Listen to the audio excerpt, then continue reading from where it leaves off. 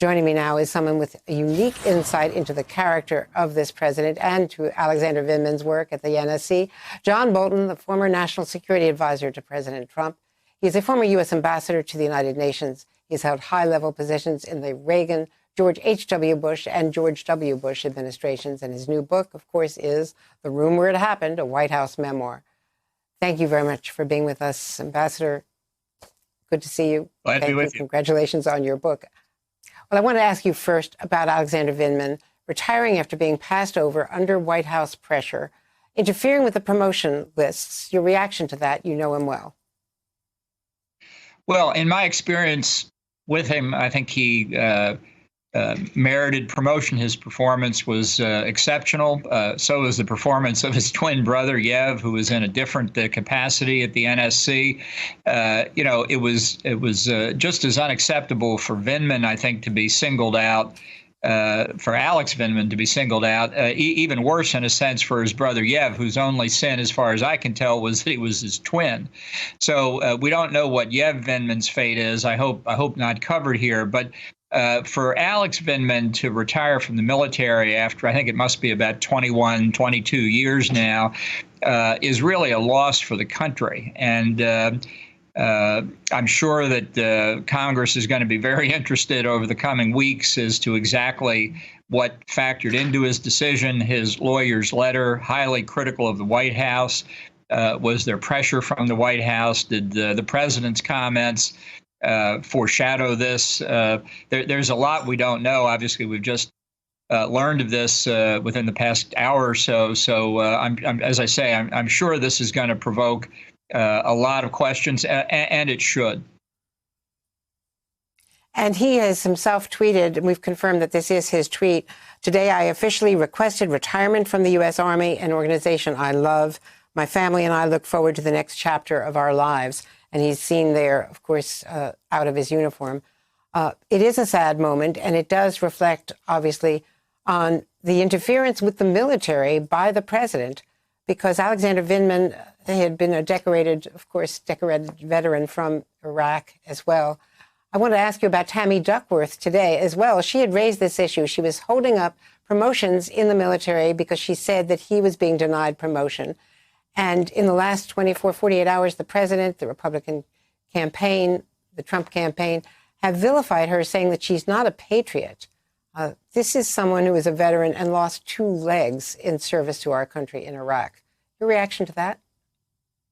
Well, let's start with Trump. There's no doubt, as commander-in-chief, he has the authority to do pretty much what he wants in terms of officer promotions. It's ultimately his decision. It's not a question of authority, because we're going to hear that from the president's defenders. It's a question of judgment and presidential character, really. This represents an intrusion into the discipline and good order of the military.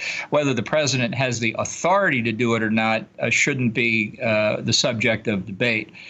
Because the interference, I think, is entirely inappropriate. Now, as for Senator Duckworth, I think she helped put Vindman in an intolerable position. He was faced with her hold on the legitimate promotions of dozens, maybe hundreds of his brother officers. And I think he would see the honorable thing to do there, in part, to get out of their way. Which he would not have had to do had she not interfered this way. You know, this is a situation. Let's try and avoid the commentary of the last 3.5 years in the Trump administration. You're either 100% for everything Donald Trump does or 100% against everything Donald Trump does. This is a situation where both Trump and Duckworth are wrong. Well, isn't it the case, though, that she should have gotten some answers? She was simply just asking for answers as to why he was being held up. Well, she can have a hearing where she can ask those questions, but to put the hold or to threaten the hold on dozens, I don't know how many other officers were affected, very unfair to the other officers, and really just as much a use of political leverage over the military as I suspect the White House, under the orders or the influence of Trump himself, engaged in. This is classic. Two wrongs do not make a right. Let me ask you about another case that is possibly coming up involving the president's judgment. Michael Flynn, should he be pardoned if that is a decision the president clearly has authority over? Well, it depends on what happens in court. I think that what's publicly available indicates that senior officials of the FBI engaged in very questionable behavior. I don't think we know all the public evidence yet. The court proceedings are still underway. I'm an alumnus of the Justice Department. I've worked with the FBI over the years there at state and other places on a wide range of matters. When I was in government, out of government, I'm a strong supporter of the FBI, but it is possible, and I have seen it, and I saw it at my time at Justice, that people can rise to very high levels in the FBI and conclude that they are better than us mere mortals. And I think there was some of that. I think it's been made clear publicly. So I think that I'd like to see the court proceedings play out. But if Flynn were set up and there's a lot of evidence to that effect, then I think he should be pardoned. What about Rudy Giuliani? He continues to work on Ukraine issues. He's in and out of the White House, obviously, as the president's lawyer, if nothing else. He had a shadow diplomacy that you had spoken out very strongly against. He was even an aspiring Secretary of State. What about his role and continuing role? Well, I don't know everything that Rudy's doing. That doesn't make me feel better. It makes me feel worse. And I think it's unfair to policymakers to try and keep a policy working when there are people obviously close to the president in the private sector who are undercutting what you're trying to do. I think this sows chaos in our relations with other countries. I think it leads them to pull back from us at a time when we need them. If the president wants to put Rudy into a job in the federal government, then he should go ahead and do it. But to carry on this parallel private track of diplomacy and foreign policy, I think harms the interest of the United States. I wanted to ask you about the pandemic and China, because you write extensively about the president's approach to China in his book. The pandemic, clearly under this administration after you had left in January and February, the president was ignoring a lot of advice from the NSC, from other agencies, from intelligence about what was happening in China. And you write in your book that one particularly egregious example was a news report that the administration tried to classify certain public health information regarding the United States on the spurious excuse that China was involved. Of course, China was involved, which is a reason to disseminate the information broadly, not restrict it. This Trump was reluctant to do throughout the crisis for fear of adversely affecting the elusive definitive trade deal with China or offending the ever so sensitive Xi Jinping. So was the relationship with Xi, do you believe, a real cause for concern when you were in the White House and now since, in the way the president handled the pandemic in the early months? Yeah, I characterize the president's performance in January and February as representing an empty chair in the Oval Office behind the Resolute desk. The president did not want to hear bad news about Xi Jinping. He didn't want to hear about Chinese efforts to conceal and cover up the full extent of the pandemic inside China. He didn't want to be told about potential negative economic impact in China, which could affect the trade deal. His quest for this comprehensive deal, sort of the great white whale of the Trump administration. And he particularly didn't want to hear that a pandemic could cause massive disruption in the U.S. economy, which he saw as his ticket to reelection. And I think despite comments he makes which are simply false about the early steps he took, which were clearly inadequate, had we acted more quickly earlier, perhaps the effect of the pandemic could have been reduced. His whole attitude towards taking information, reading, intelligence, science, more broadly speaking, has had a big effect on the approach to the pandemic and other issues. What about the fact that he only takes 2 or at most 3 intelligence briefings a week, does not read the presidential daily brief, which of course brings us to the whole controversy over the Russia bounty intelligence? What about his handling of intelligence?